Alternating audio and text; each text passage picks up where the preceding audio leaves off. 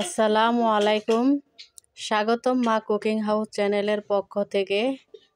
Viewers, আজ আমি আপনাদের দেখাবো কিভাবে ছোট বাচ্চাদের জন্য আলু ভর্তা করতে হয়। যেহেতু ছোট বাচ্চারা খুব বেশি ঝাল খেতে পারে না, তাই আমি একটি ছোট সাইজের মরিচ, একটি পেঁয়াজ কুচি করে মেখে নিচ্ছি।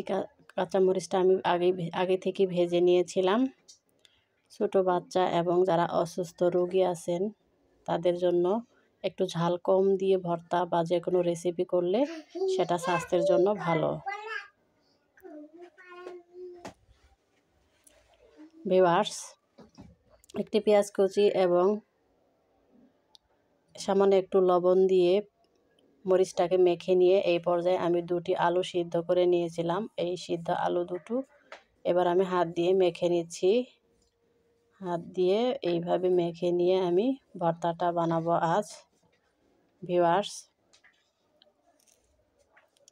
আপনারা চাইলে লবণ মরিচটা আপনাদের স্বাদ অনুযায়ী ব্যবহার করতে পারেন, তবে ছোট বাচ্চা এবং অসুস্থ বা রোগীদের জন্য ঝাল কম দিয়ে যে কোনো রান্নাটা স্বাস্থ্যের জন্য ভালো। তাই আমি এখানে একটু ঝালের পরিমাণটা একটু কম দিলাম। ছোট সাইজের একটি মরিচ যা আমি ভেজে নিয়েছিলাম, সেই মরিচটা এবং একটি পেঁয়াজ কুচি করে আমি আজ এই ভর্তাটা বানাবো। হাত দিয়ে আমি আলু সিদ্ধ আলুগুলোকে মেখে নিচ্ছি বা ব্লেন্ড করে নিচ্ছি। এই পর্যায়ে দিয়ে দেব আমি এখানে সামান্য একটু সরিষা তেল দিয়ে দেব। ভিউয়ার্স, সরিষা তেল দিলে যে কোনো ভর্তার টেস্টটা অনেক বেড়ে যায়। সরিষা তেল ছাড়া ভর্তার স্বাদটা বোঝাই যায় না, তাই আমি এখানে একটু খাঁটি সরিষা তেল অ্যাড করব। ভিউয়ার্স, আলুগুলো খুব ভালোভাবে মাখা হয়ে গেলে যখন দেখবো যে একটি দানাও নেই, সম্পূর্ণ দানাই, ভিউয়ার্স, আলুর মধ্যে সম্পূর্ণ দানাগুলো যখন মিশে যাবে তখনই আমরা বুঝে নেব যে এখন ভর্তাটা হয়ে যাবে।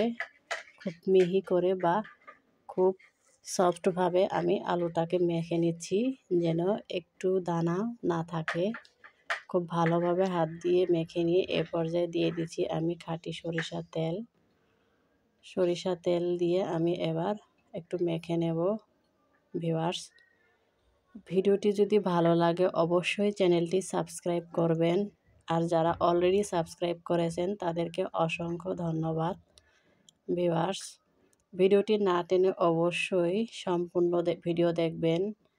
ভিউয়ার্স, আপনারা যদি ভিডিওতে লাইক করেন তাহলে আমাদের নতুন করে আরও ভিডিও বানানোর উৎসাহ জাগে। আমার ভিডিওর মধ্যে যদি কোনো ভুল ত্রুটি থাকে অবশ্যই ক্ষমার দৃষ্টিতে দেখবেন।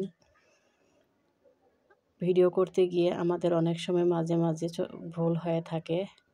ভিউয়ার্স, আজ আমি আপনাদেরকে খুব সিম্পল একটা রেসিপি দেখালাম। এইভাবে যদি আপনারা বাচ্চাদের জন্য বা রোগীদের জন্য ভর্তা বানান তাহলে দেখবেন বাচ্চারা এই ভর্তাটা খেতে আগ্রহী হবে এবং রোগীদের জন্য এই ভর্তাটা খাওয়া উপকার হবে। দেখা হবে নতুন কোনো ভিডিওতে।